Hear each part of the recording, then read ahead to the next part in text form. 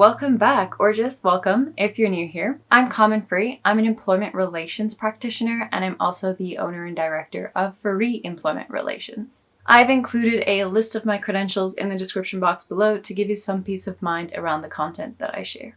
My disclaimer for today's video is my usual disclaimer. I cover a lot of information in these videos, but I'm not able to cover every single scenario, every exception, or every nuance. So if you need further assistance, please contact a professional to help you.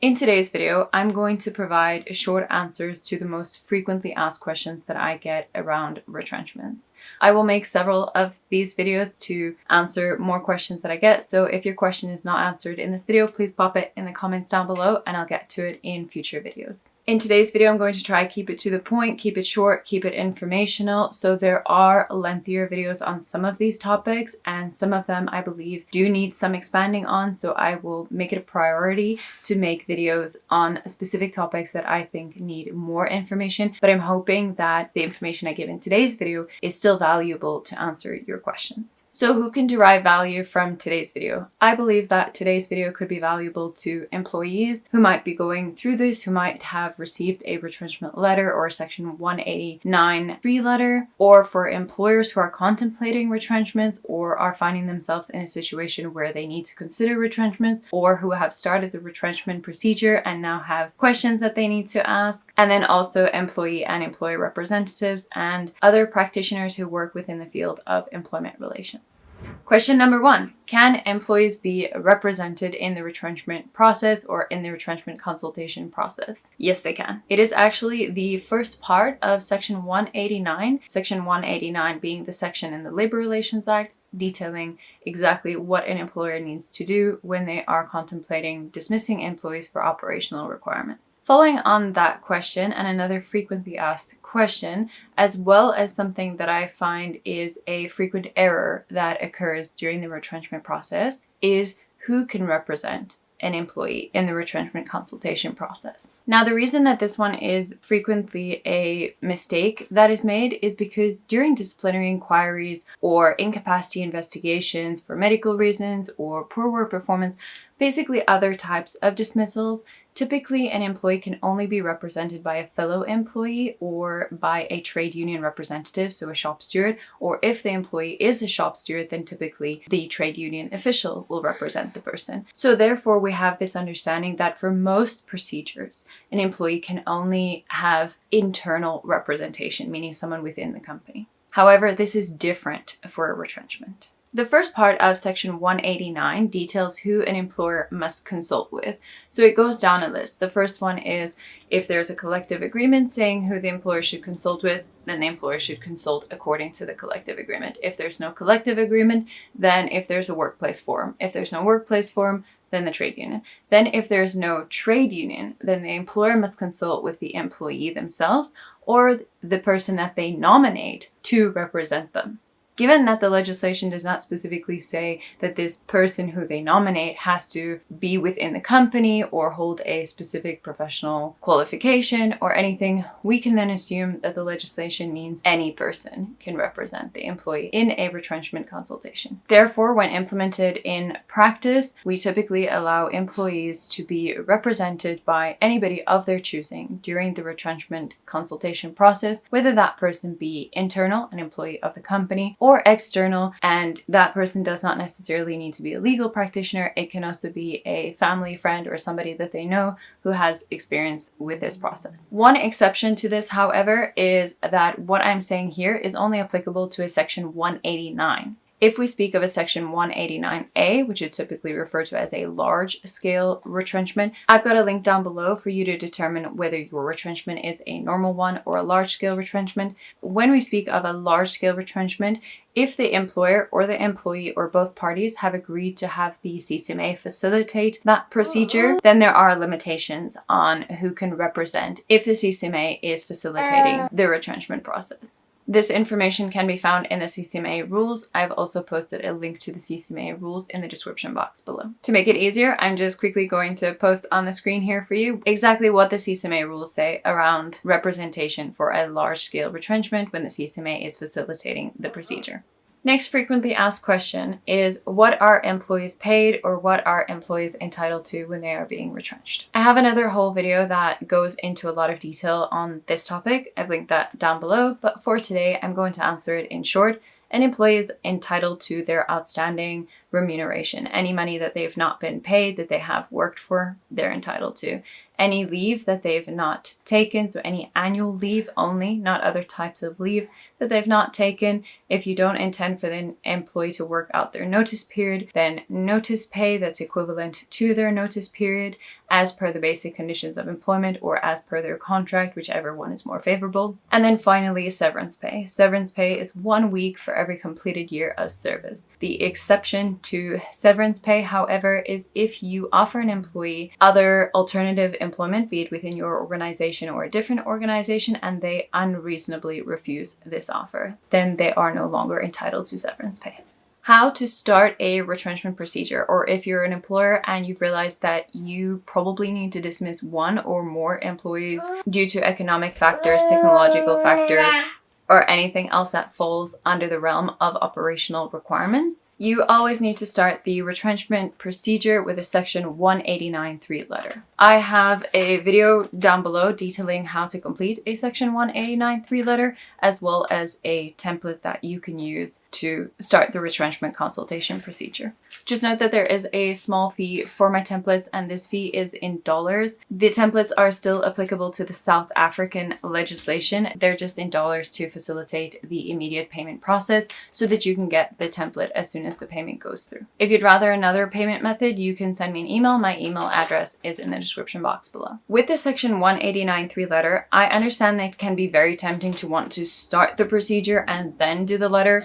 If you see what the letter requires, is quite a lengthy letter in terms of giving information to employees. And often what we experience when employees receive this letter is they have a resistance, assuming that the decisions have already been made and that it's not a true consultation process. Therefore, in my template, I specifically explain that decisions are not final, that this letter is being issued because the legislation says that it's supposed to be issued before we consult with employees. It's part of inviting employees to consult, and we need to give employees specific information to come to the retrenchment consultation process well informed with what the scenario is so that they can propose any alternatives, have any questions, or make any representations. Therefore, please remember, do not start the retrenchment procedure with anything other than a section 189.3 letter.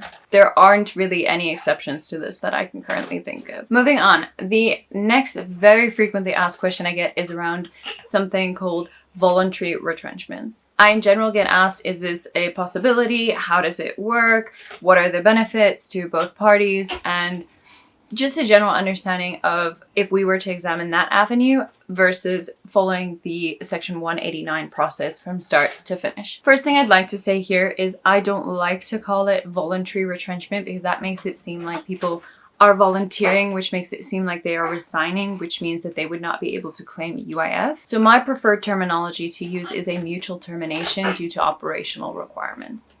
This means that both parties, the employer and the employee, are mutually agreeing to forego the entire Section 189 process and to find an amicable agreement that both parties are comfortable with to terminate the employment relationship. This is essentially a appealing alternative, I think, for both parties in most cases to come to an agreement rather than to go through the whole retrenchment procedure.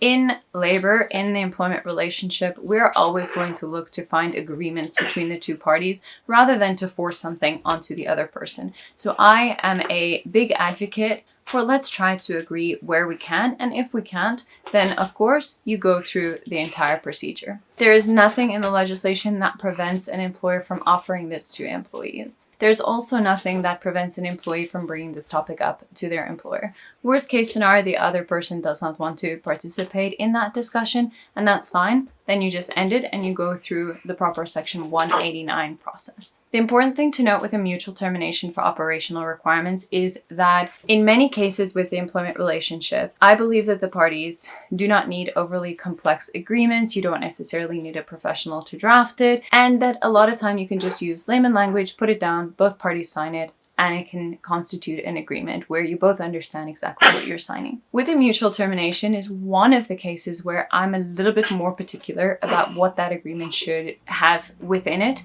to protect both people. For that reason, I have linked down for a small fee my template to my mutual termination document that you can use should you want to go this route. The reason that I'm saying that it needs to be particular to protect both parties is, one, we need to make sure that an employee is getting everything that's been agreed to. So be that any monetary agreements or any other type of agreements that there have been made. So for example, other types of assistance or paid time off that's given to them before they end the relationship, or if they have any assets that they're buying from the business, or anything else around what we've agreed to end the relationship. And of course, the wording is very important for employees because we want them to be able to claim UIF. If it seems that an employee has resigned rather than the employment relationship has been terminated by the employer, i.e. a dismissal, an employee cannot claim UIF. So the agreement must also be very specific to ensure that an employee can claim UIF. In terms of protecting the employer, an employee is very clearly saying, I forgo the formal process. I agree to this. This is a full and final agreement whereby neither party is going to institute any further action against the other. Now, sometimes that might sound a little bit sketchy or like you're taking away that option, but the point of an amicable agreement where both parties agree is we want to know that this book is closed. We have found an agreement that works for both people and that this is not going to be another issue where the company needs to spend resources on this. So oftentimes this is an appealing option for employers to do because of the possibility of needing to spend resources on the Section 189 process, or if there's going to be further adjudication, resources into that, which could rather be given to the employee if we come to an agreement at the start of the procedure. The longer the procedure goes on, usually the less likely a mutual termination is, just because it becomes less appealing the more resources that have gone into the procedure.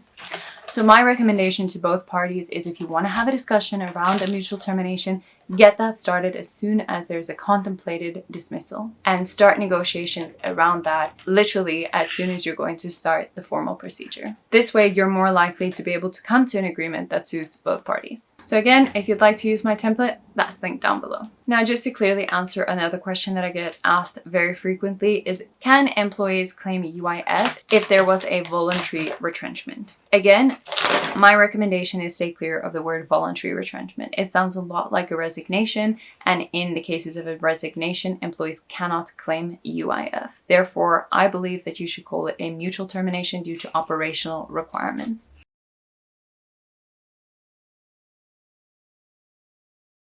And in that way, clearly state that an employee can claim UIF because they would have been retrenched through the formal Section 189 process.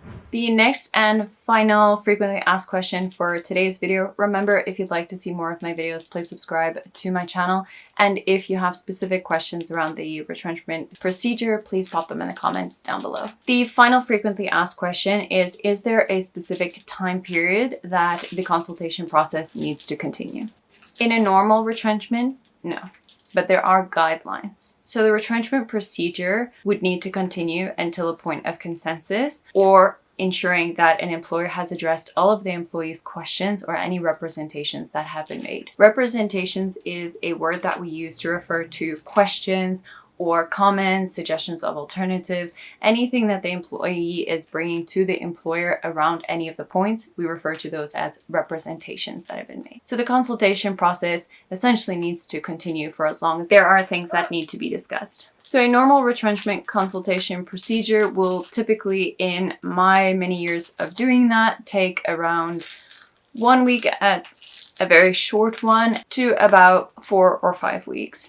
In very complex cases where there is a lot of factors or a lot of complexity, maybe they'll take up to 8 weeks, but that's in very, very rare circumstances. Another thing to note regarding how long the consultation process needs to carry on for, or how many consultations you need to have, the Code of Good Practice on dismissals due to operational requirements is clear that an employer cannot rush the consultation process if the reason for needing to rush it was a delay in the employer starting the process. So an employer needs to start the retrenchment consultation process where there's a contemplation of dismissals, not when there is a certainty of dismissal. So my recommendation to employers always is start this process as soon as you think there is a likelihood that you need to retrench anybody in your business, even if you're not sure. Because what often happens is that it gets to a scenario where it is a dire situation and the retrenchment consultation process needs to happen very quickly because the company has run out of funds. If that's the situation you find yourself in, then that's the situation you find yourself in, and we make do with that. But if you're watching this video and you're not in that situation and you do have the opportunity to start it as soon as possible, that is my recommendation, is to not put pressure to rush this procedure. An exception to all of this is if your retrenchment falls under a section 189A, a large-scale retrenchment. Again, link below in the description box to determine whether your retrenchment is a large-scale retrenchment or not. A large-scale retrenchment does have time periods attached to it, and they differ depending on whether or not the CCMA is facilitating it or if you're doing it on your own. And that brings us to the end of today's video. If you found this video helpful, please remember to like it. That's helpful for me. And if you'd like to continue to see my content, please subscribe to my channel. You can find many of my templates on my website. That is linked down below if you need other documents. I am going to continue to update it, so you can let me know if there are templates that you're looking for that are not yet uploaded, or if there's anything specific you'd like me to address in future videos. Thank you for watching.